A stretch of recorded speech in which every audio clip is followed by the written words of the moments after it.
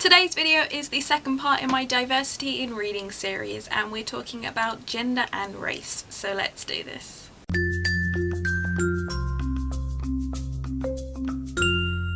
Hi everybody, it's Lydia here. So last week I talked about geography and where authors are from and the bias towards certain countries and nationalities of authors. Today I'm talking about gender and race, and I'm going to start off with gender. So I went through my entire bookshelf and divided up male and female authors to try and work out, see if there was a divide, and I'm really happy to say there wasn't.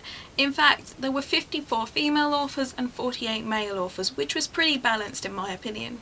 Now I was actually really surprised at this. Honestly, I thought this was going to weigh more towards the men, and by a significant amount. In general, males, and particularly white males, get better representation in media than women do, so I thought this would transfer itself into the publishing world, and it may be the case because although my bookshelf doesn't represent this, I did have a look at the Booker Prize winners because I wanted to get a general idea of books that get the most media attention. Booker Prize winners tend to get quite a lot. For those of you who don't know, the Booker Prize is the kind of big literacy prize here in the UK. It's handed out every year for the past few decades, and prior to this year it was only handed out to authors who've released books over here in the English language who are from the Commonwealth. So I looked through all those, I went through every single year that the Booker Prize has been handed out right up to last year because this year's hasn't been drawn yet, and I found that 162 men have been shortlisted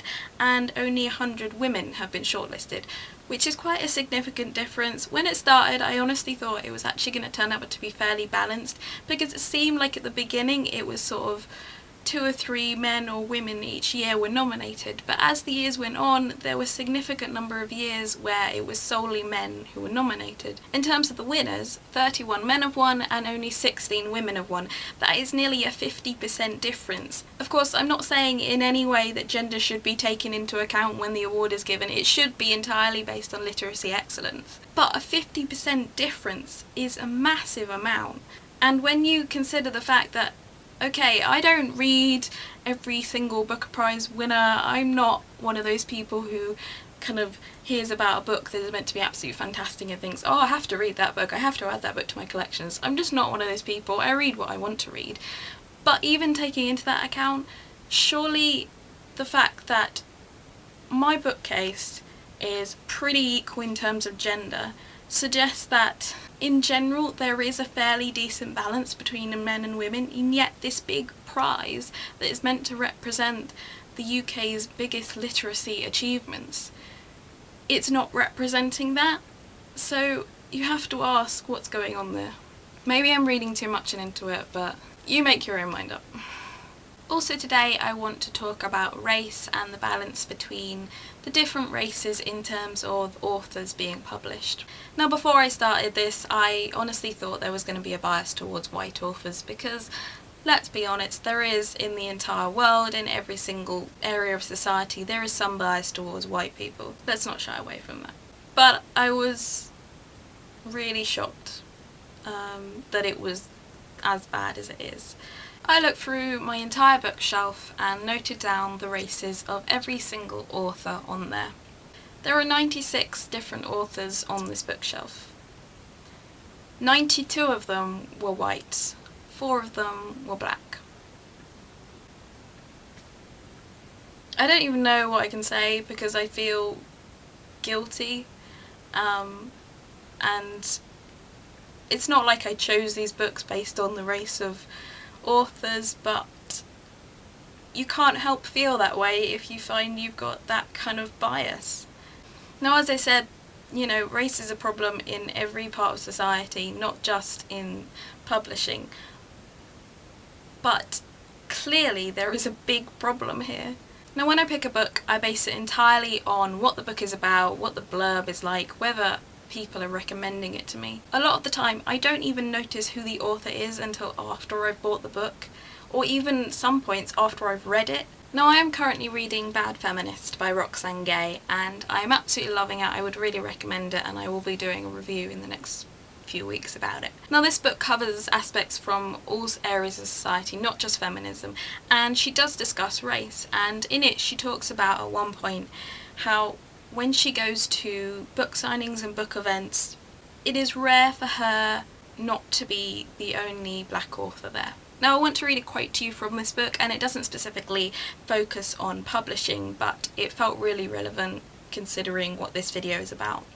Now at this point she's talking about what students think of her when they first kind of meet her as their professor. Students don't know what to make of me.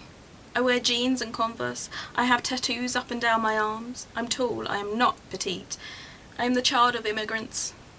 Many of my students have never had a black teacher before. I can't help them with that. I'm the only black professor in my department. This will probably never change for my whole career, no matter where I teach. I'm used to it. I wish I weren't.